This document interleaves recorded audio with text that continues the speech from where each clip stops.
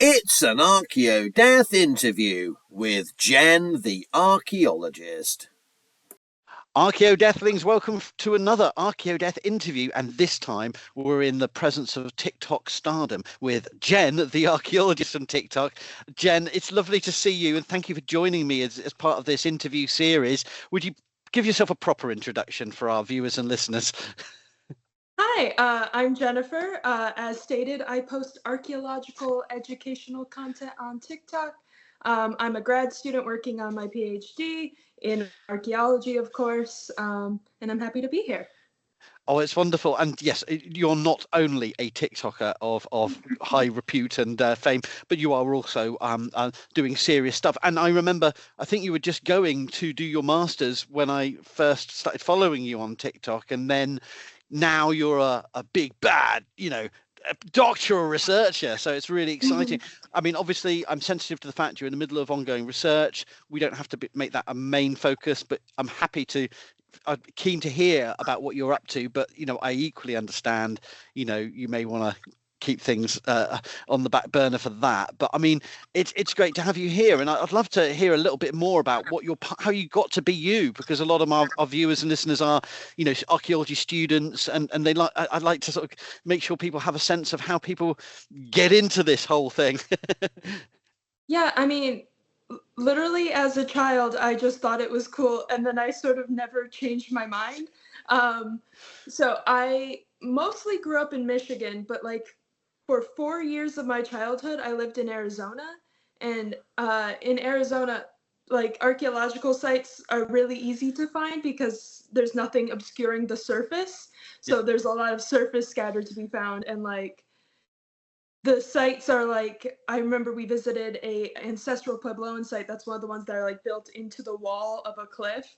And it's just like seeing that as a child sort of rewired some stuff. And I was just like, I need to do this. This is for you. Yeah. And then I just never changed my mind.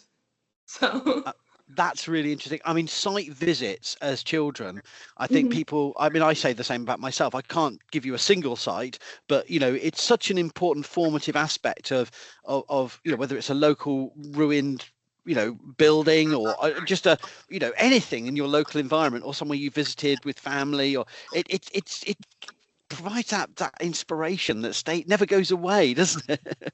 definitely, yeah.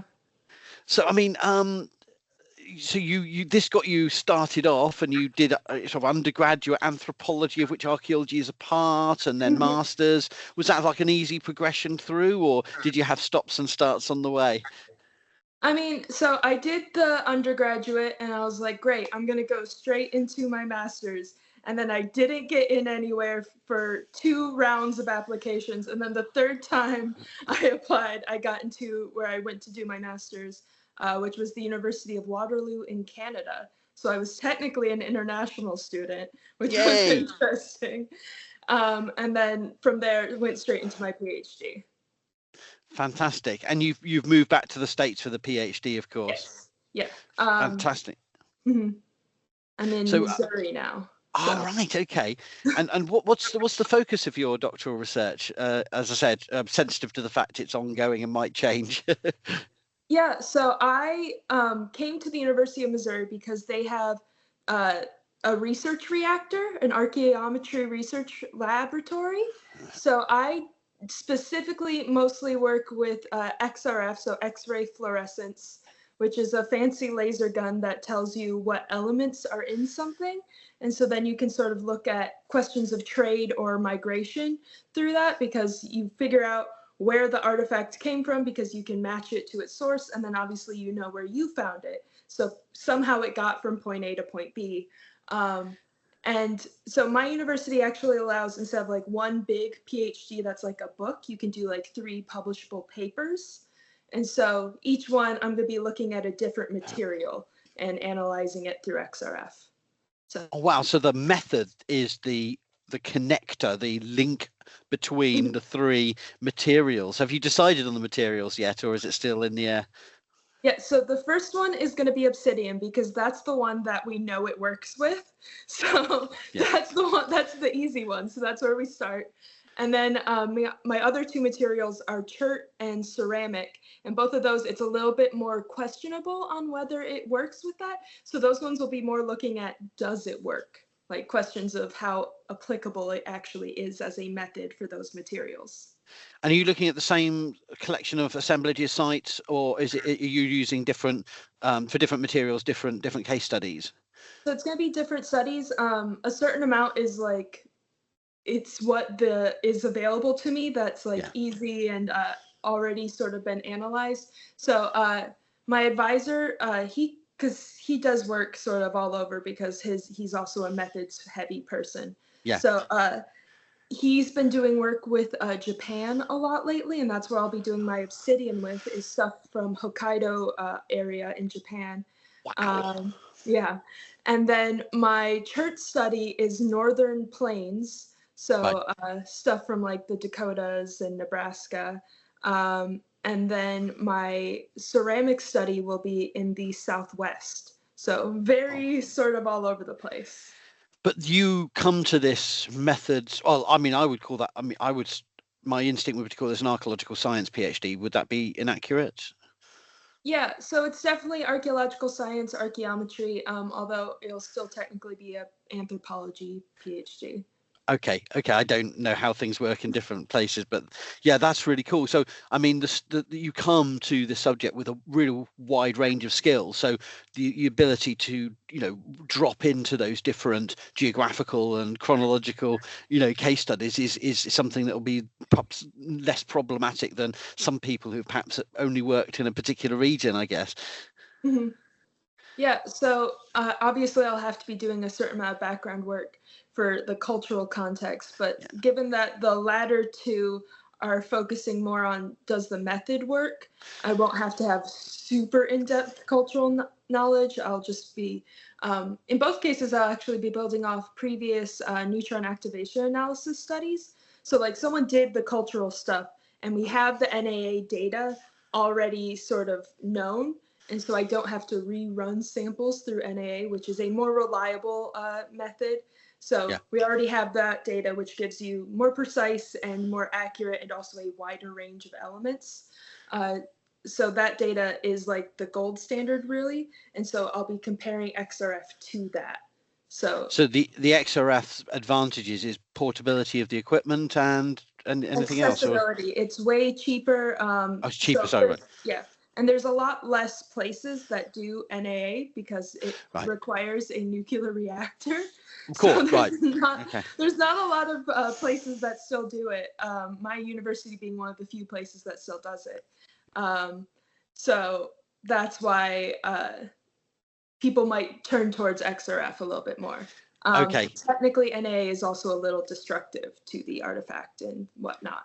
Like for ceramics, you have to grind up a chunk of ceramic. Yeah. So, and that's very destructive, actually. That kind of ruins. Yeah.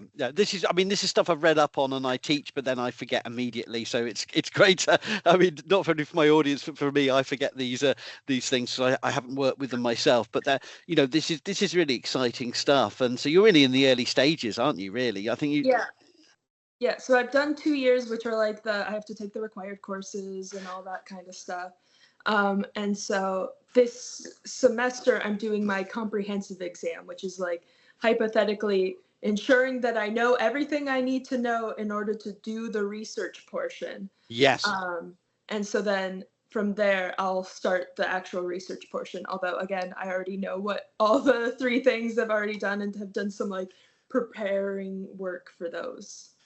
And you, being a PhD student, for those who don't know, is obviously it's your project. It's very personal. It becomes very personal, and there's many shared themes and between PhDs, but there's always something that is very much there's a program in the States, isn't it, where you have those course requirements, but there's still very idiosyncratic elements that are only yours, and so it's difficult to share experiences because everyone's different, I guess. But I mean, what's your take on the environment of being a PhD? Do you still feel like a student, or do you feel like a researcher?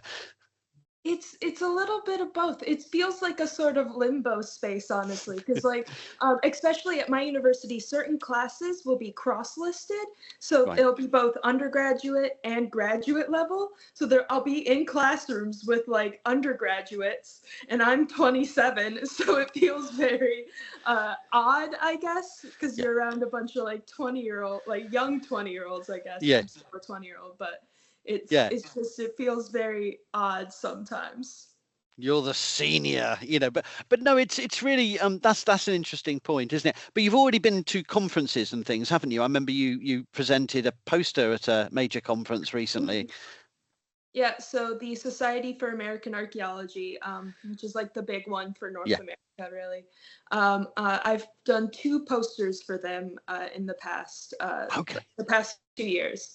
So, and hopefully again this year, the submission for this year's conference was just happened. So it'd be crazy if I wasn't accepted because they pretty much accept everyone. Like something would have to be very wrong with the abstract that I proposed. So, yeah. Well, but those conferences can be very good for networking, and presenting of research. But Yeah. I've never been to an SAA because they sound too scary for me. But they must be quite sort of stressful environments, are they? Or are they pretty chill? I don't know. I always imagine they're very hectic.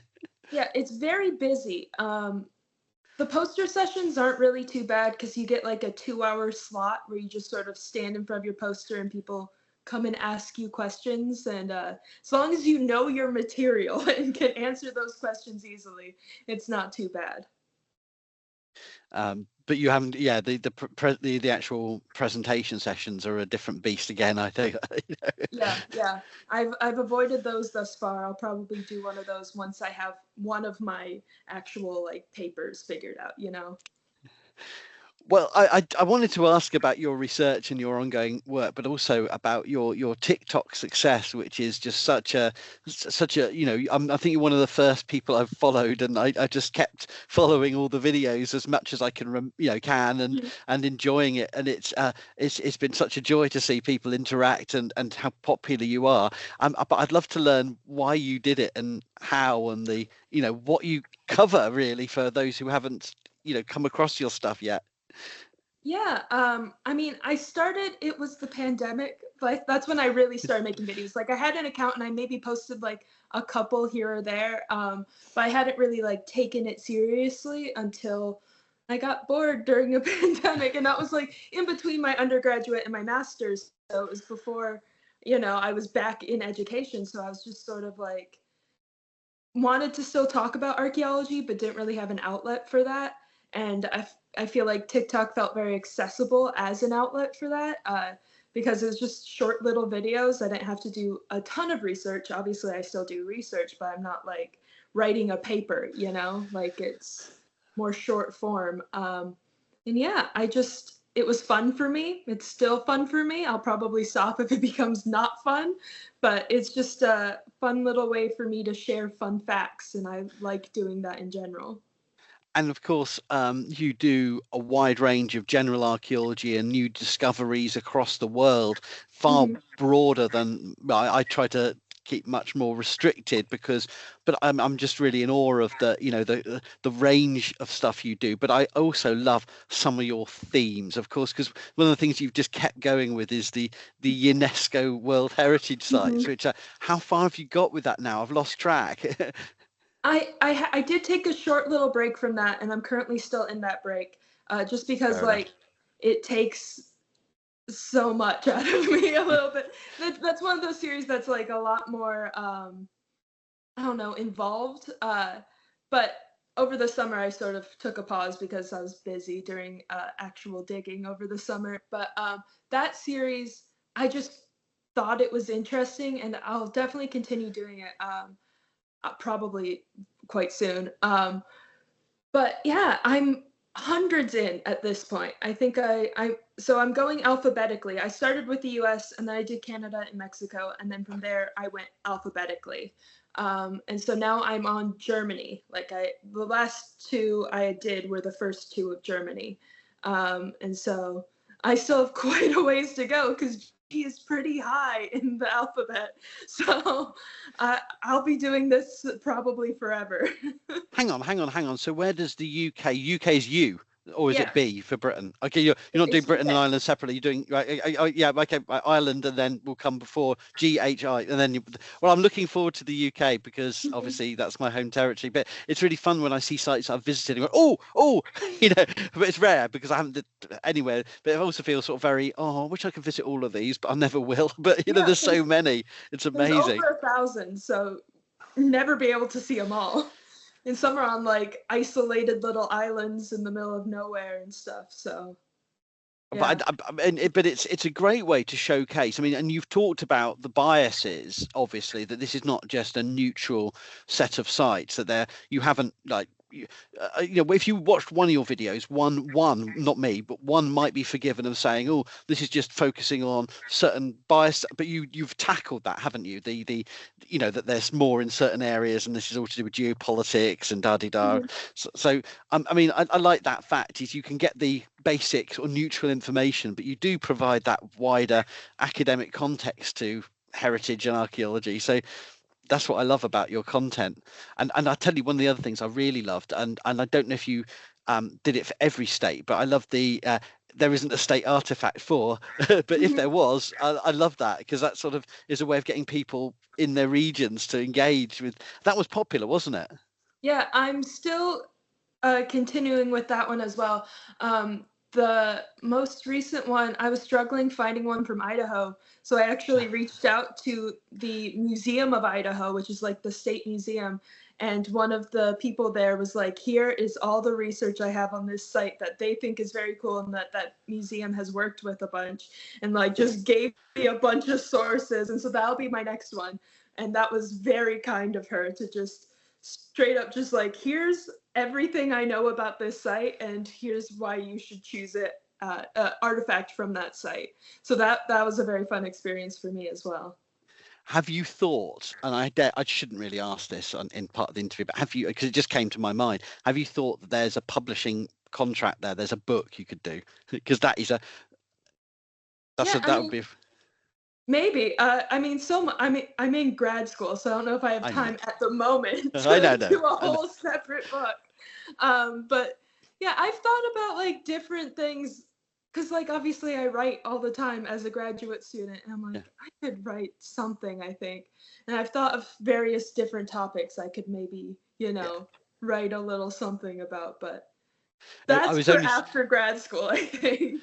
Because there's this wonderful series in the UK. I'm just going to grab a couple that I've got on my shelf, so I haven't got them all. But the Portable Antiquity Scheme for England and Wales, promoted via the British Museum, per county, 50 finds from Wiltshire, 50 finds from Cheshire, and they're like little books with an artifact per page.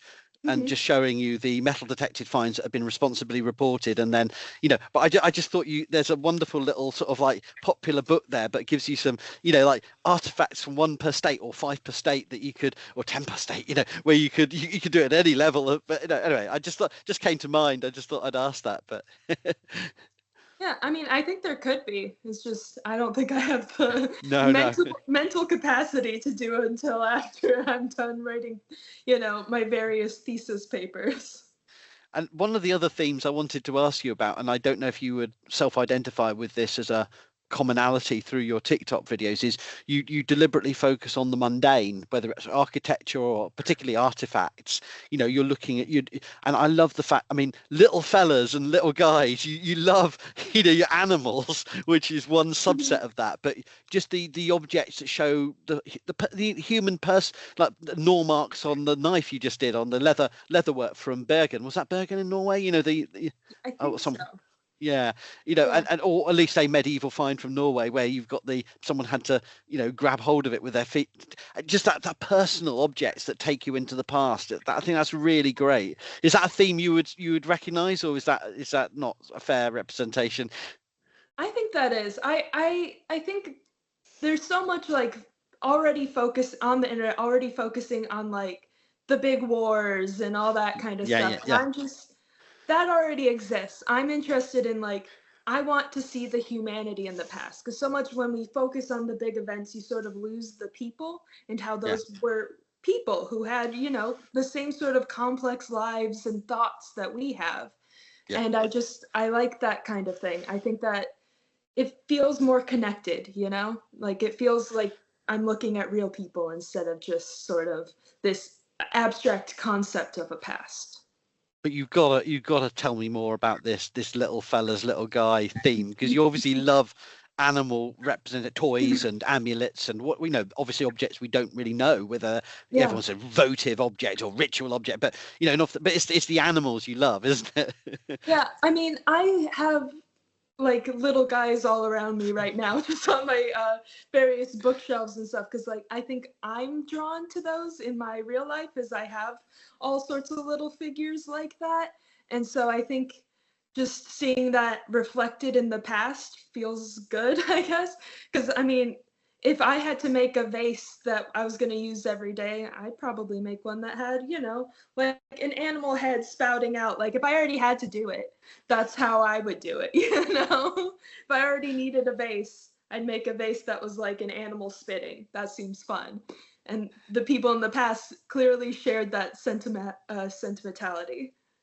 Absolutely. And different cultures, different times, we're not trying to make them all the same, but you are taking us on a journey through themes that connect us all together. That's the point, isn't it? Mm-hmm. I wanted to ask about the whole what goes well and what doesn't go well, because I find that some videos I think I'm really passionate about this is going to go well, no one's interested, and then something that I think casually, oh yeah, I've threw together a video and it just goes mad, and you think I didn't really know about much about that or something, and people are asking all these questions. Do you find that, or is it more predictable for you? No, all the time I'll think this is going to do really well. I'll put a lot of effort into it, and Yeah. it just won't get the views at all. And then sometimes I'll just be like, I think this is funny, and I'll put that out, and it'll just like go insane. And then people sort of outside my bubble will see it and not necessarily get the joke. And you're like, oh no, I thought this was just for like my followers who would like it, because that happens all the time. Yeah. I think it's hard to predict how the algorithm works at all times. Exactly. I'm glad it's not just me. I kind of guessed it wasn't me because no one said that. But it is almost. I've got to this point of I'm not a very spiritual person, but I do almost believe in this kind of paranoid, self-loathing way that it knows if I put effort in. It knows. It knows I've worked on this, and it's going to go, that's going nowhere, sunshine. And then other things, it kind of guesses that I'm guessing at something, or I'm pushing the boundaries of my knowledge by saying something. It go, oh, let's push this out, and this will give him a headache, But but I mean, I was wondering what your thoughts are on. Obviously, there's many toxic and unpleasant aspects to being online. More so depending on your ethnicity and appearance and gender and so on. But I mean, do you have any positive or negative takes from this being so public and sharing so much good information? Yeah, I mean, the ones where I try to like call out people are obviously the ones I get the most negative interactions from. And honestly, I don't do those very often because of that. I think it's important, and there are plenty of other archaeologists on TikTok who are engaging with that. So I just sort of feel like I don't need the mental strain from that. But even just like normal stuff that I'm doing, I'll sometimes get weird comments.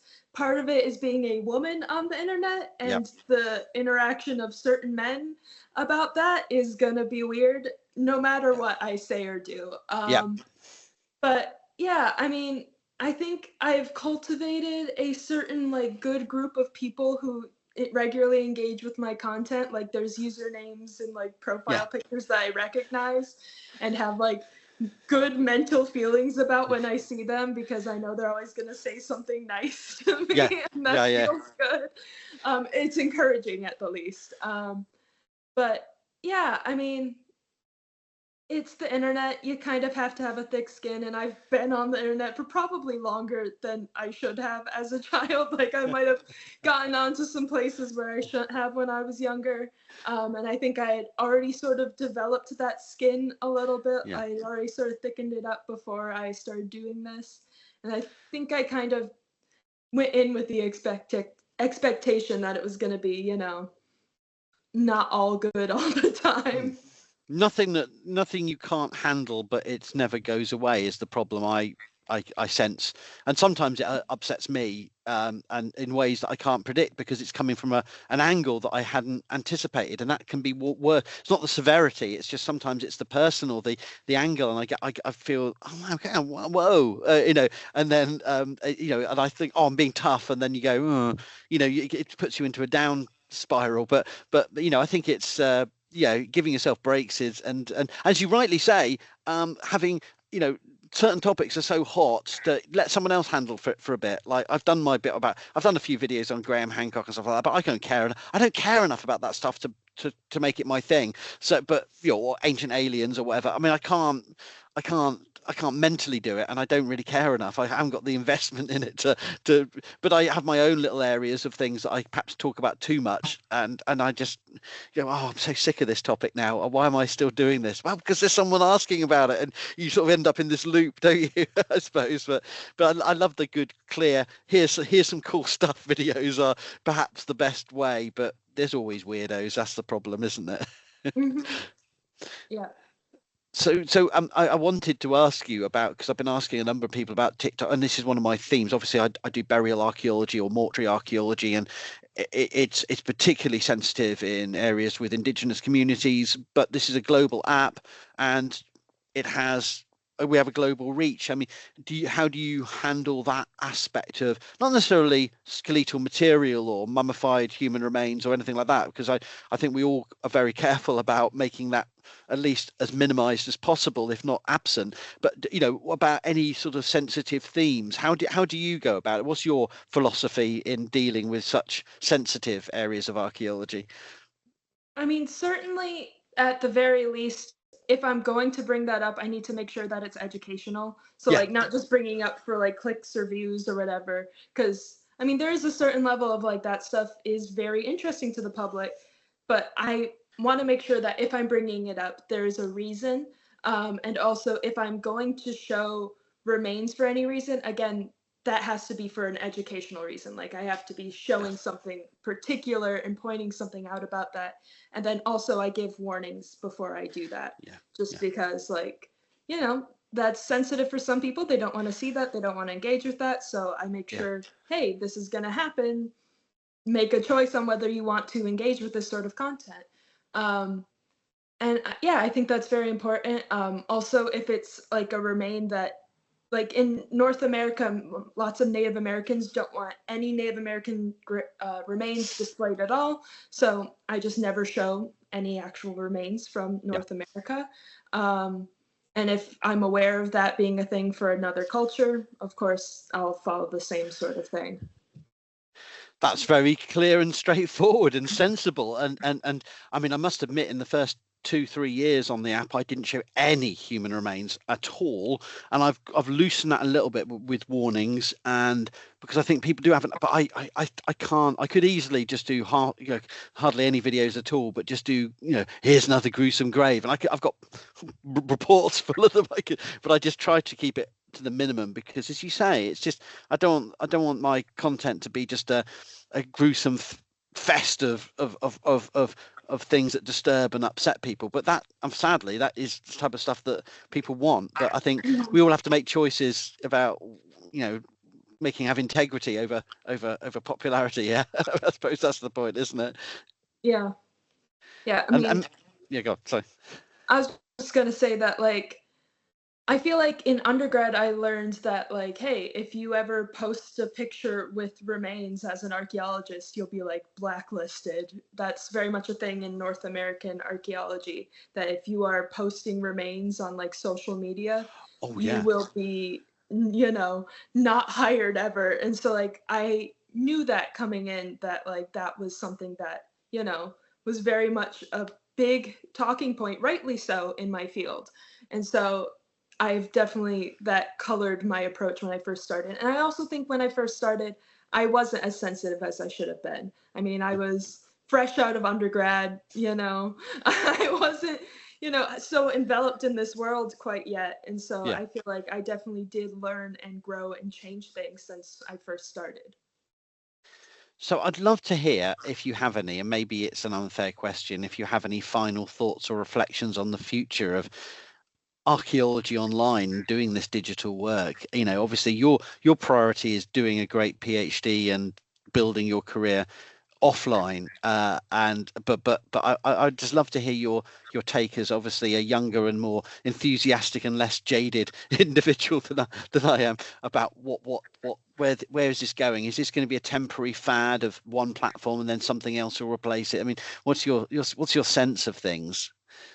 I mean, I feel like watching how the internet has changed since when I was a kid, there's very much like platforms come and go, but there's always still going to be people, posting on them. And I want to make sure that in these platforms, there's like real scientists to actually, engage with, because there's always going to be like the charlatans and the pseudoscientists pushing whatever without, making sure that things are factually correct, or, presenting things in a culturally, non-ethnocentric type way.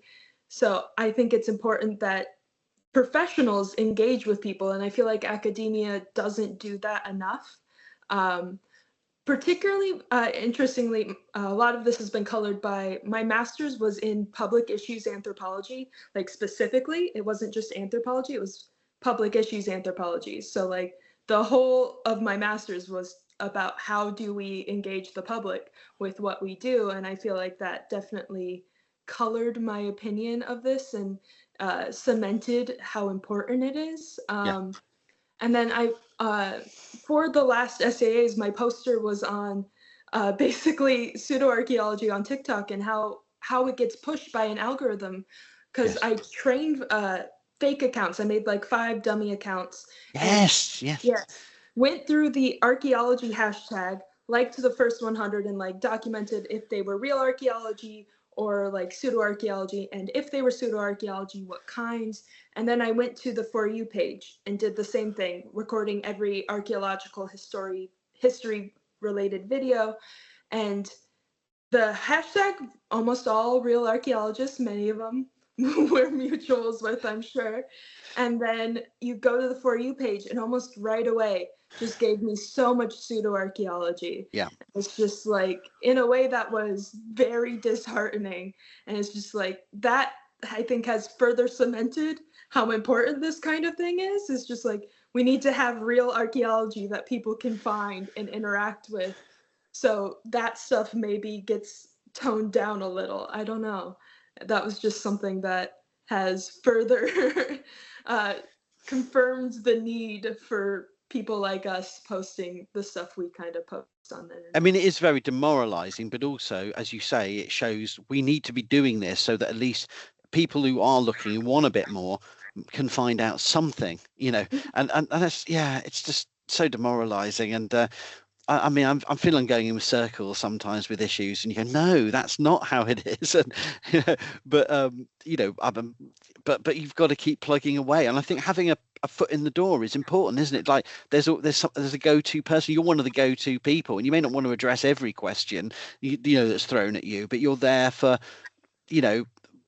being there, so that I hope you don't give up. I hope you keep going with it, so that people know you're there when they need you, because people remember. But everyone says, oh, it's all short-term stuff, but people remember. I remember that person did this video, and they do look things up. I'm not too cynical, because I do think there is a longevity to some of these content we produce, and I've done Google searches for things and found myself and other people doing TikTok videos coming up on Google searches. So there are ways that people are going to access this that aren't simply within the weird For You page loop. So I don't know what your thoughts are on that. Yeah, I mean, I've Googled my name and found articles written about various videos. Yeah, it's weird. There was one that was in the, no. Oh, yeah. You mean like weird? And then she claims that, or whatever, like that type of thing. Yeah. One was in the Daily Mail, and it was because during June I do my Pride Month series, and the comments on the video, because it was about lesbianism in ancient Egypt. I did a video like, these are various real sources that are primary sources that prove it existed.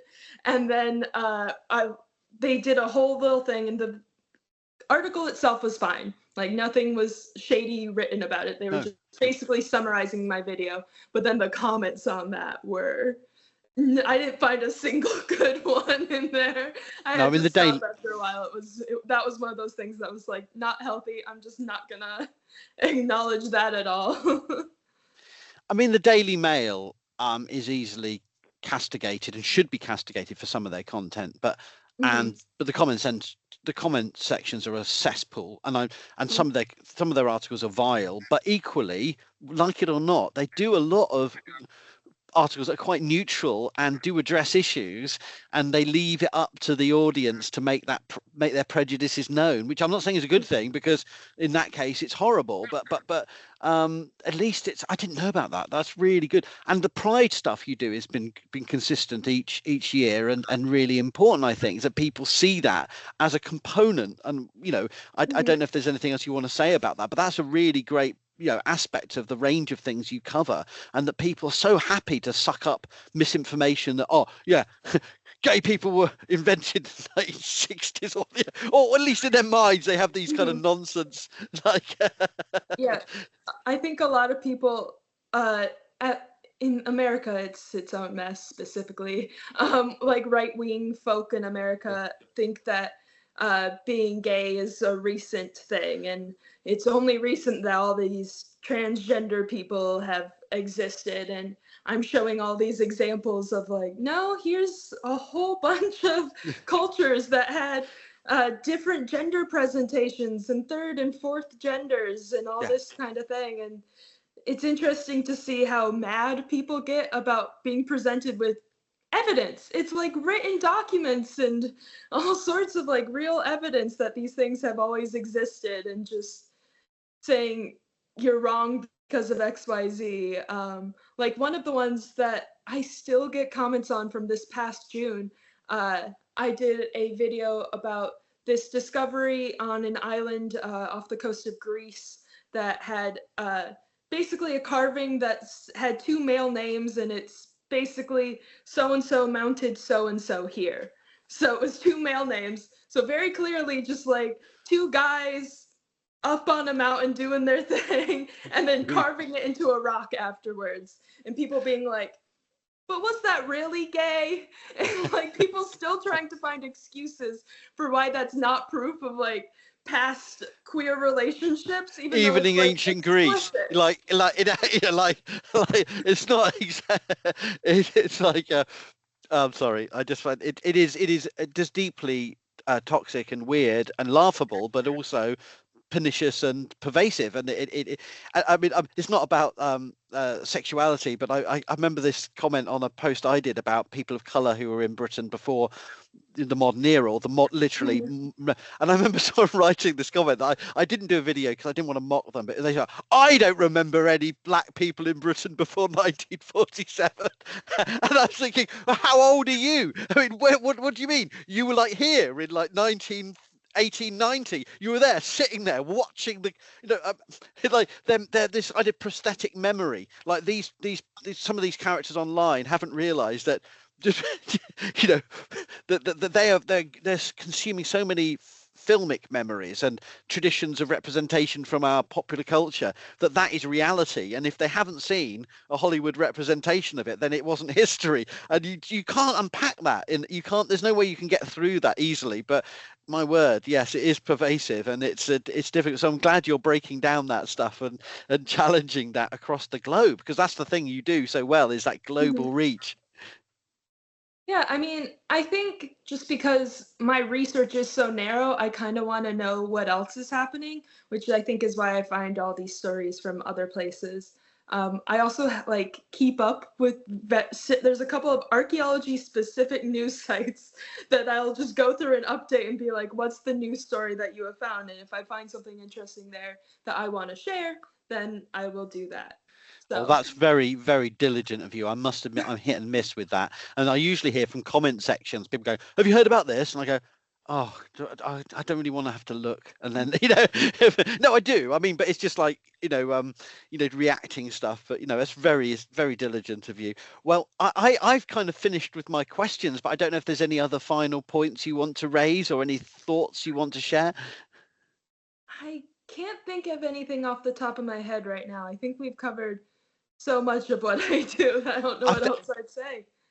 Well, I didn't want to be just about the TikTok, because you are a serious researcher at doctoral level and doing really exciting projects.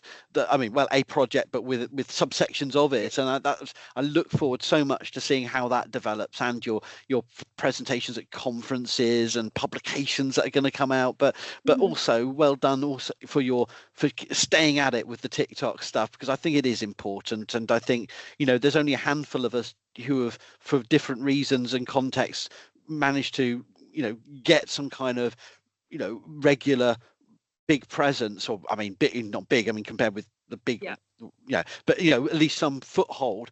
And I think if we just keep going at it, it's surely a good thing that we collectively are doing our bit.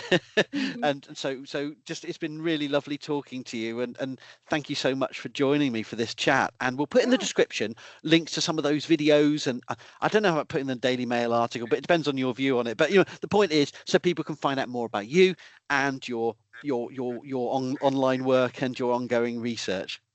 Yeah, definitely. I mean, you could put the original video, I think, in the comments.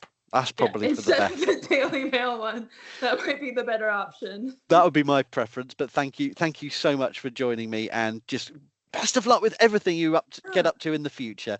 Thank you so much. This has been fun.